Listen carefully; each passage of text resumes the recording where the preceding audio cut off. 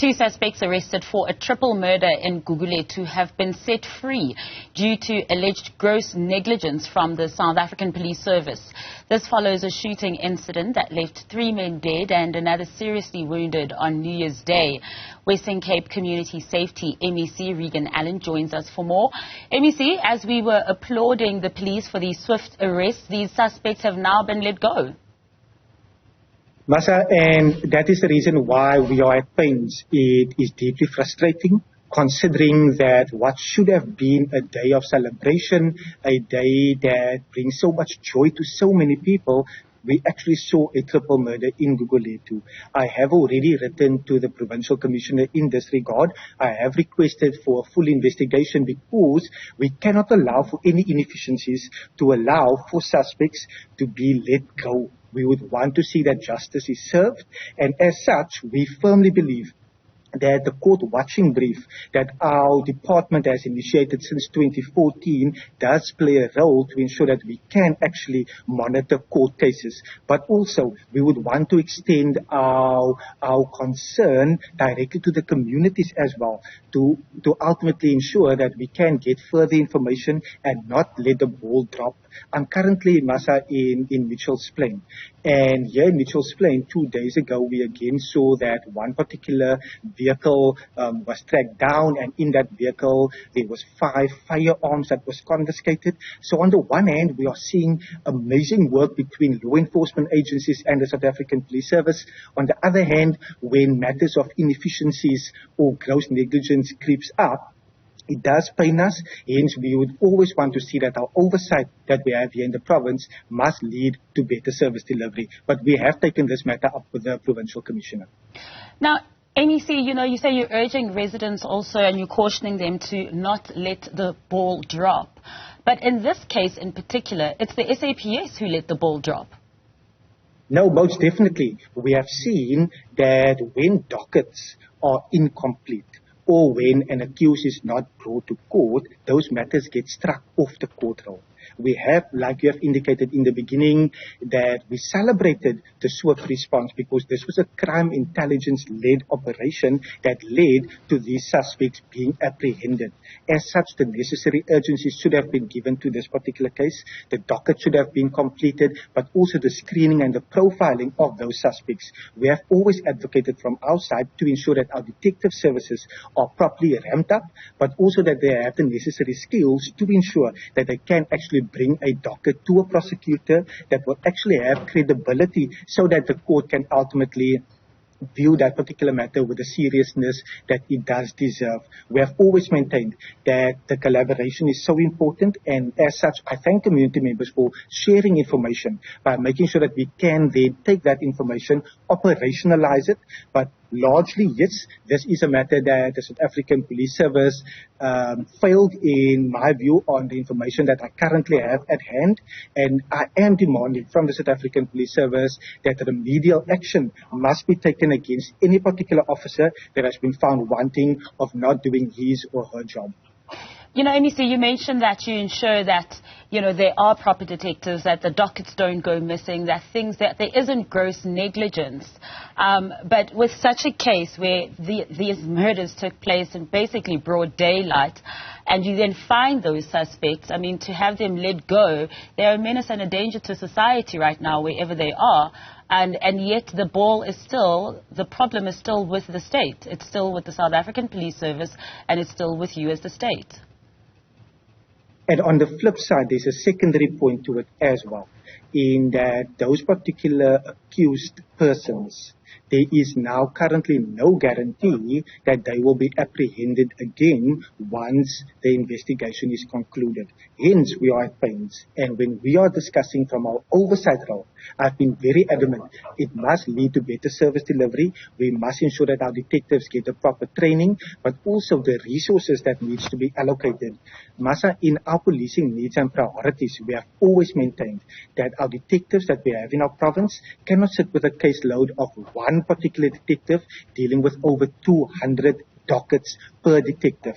Hence, we have always maintained that policing powers must actually be devolved to a provincial government like the Western Cape so that we can have the executive authority and not merely the oversight. But we have brought SAP so much closer working with the South African Police Service because we see each and every department having that particular role. And like I've said, I've taken this matter up on Friday already.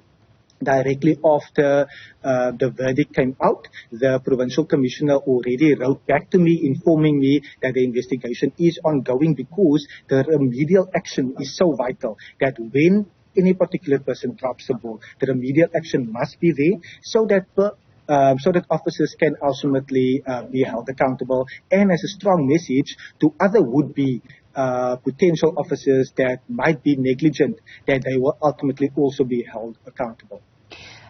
You speak of also provincial powers and policing as well. Are you blaming this on national government? Is this not also an error of the specific detectives who were working on this, the specific officers who were then found to have committed gross negligence? Thank you for this question, Masa, and the way that you frame it.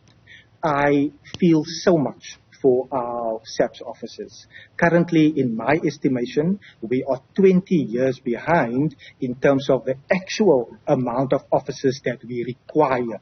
Many of our detectives, like I've indicated, sit with a caseload of 200 dockets per detective. So yes, on the one hand, that particular detective, they need to be held accountable. We need to ensure that our officers can do the job. On the other hand, we have seen severe under-resourcing, underspending to the South African Police Service. And if I remind viewers of 2020, where over 11 billion rand was taken during the midterm budget policy statement.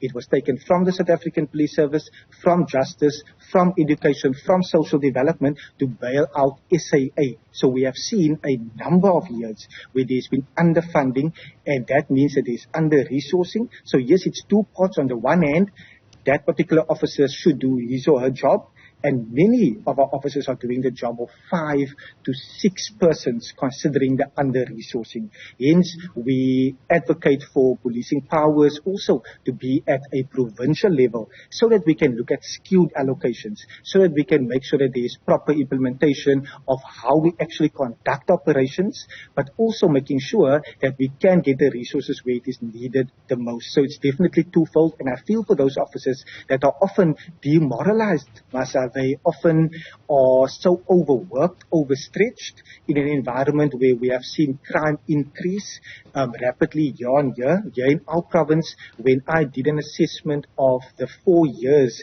2019 to 2023, we have 4 priority provinces. It's KZN, Western Cape, Eastern Cape, and Gauteng.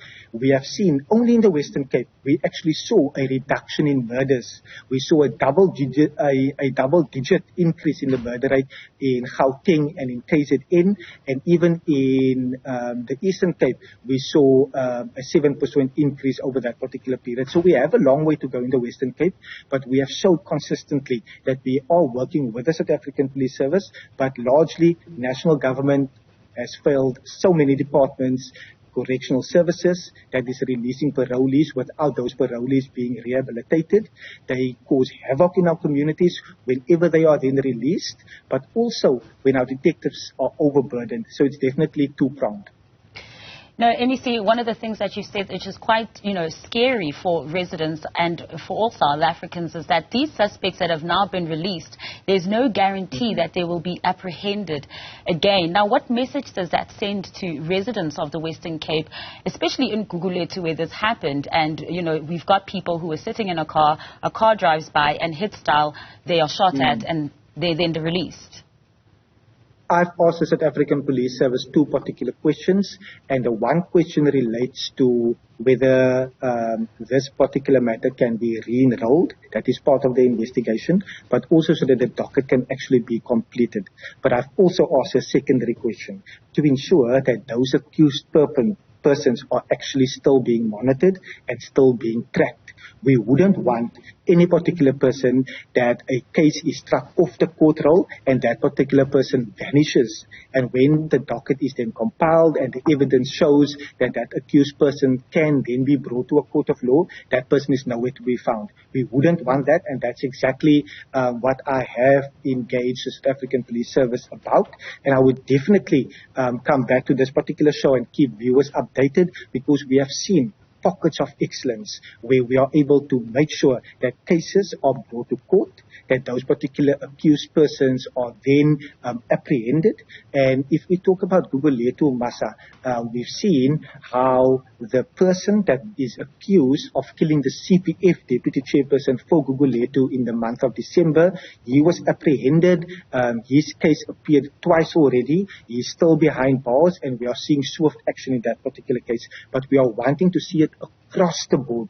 We are wanting to see that there is justice in each and every case so that we can bring these perpetrators to book. So I have deliberately asked that one question to ensure that that particular accused persons are being tracked and monitored, and the docket should be re-enrolled. There were also reports that there's a third suspect that police were looking into after the two were arrested. What's the status update with that third suspect?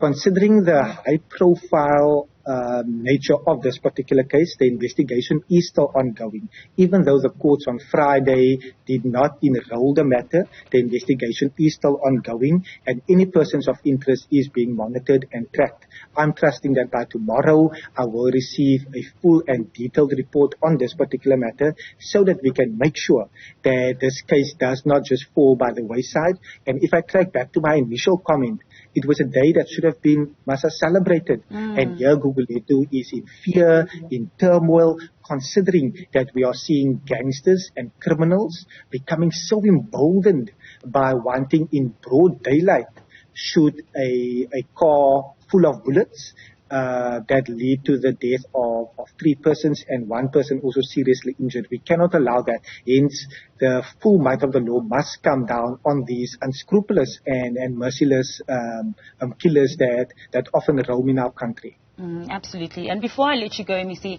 what do we know about the 3 deceased? We have the information with regards to the gentleman, and that communication has been to obtain further information on the relatives, family members, etc. But at this stage of the investigation, we cannot divulge further information on who those particular persons are or what they did, considering that the investigation must come to a full conclusion. And is the motive still unclear? The motives at this particular stage would be unclear. Hence, I've always asked that when I speak to the media or to any stakeholder, I would want as much information so that I don't speak with a forked tongue, so that I don't speak two different messages. I would want to be as clear, but it is still ongoing. And as soon as we get further information, I would most definitely reach out to you so viewers can be updated. We really would appreciate that. Thank you so much for your time and your insights this afternoon. That was Western Cape Community Safety MEC Reagen Allen.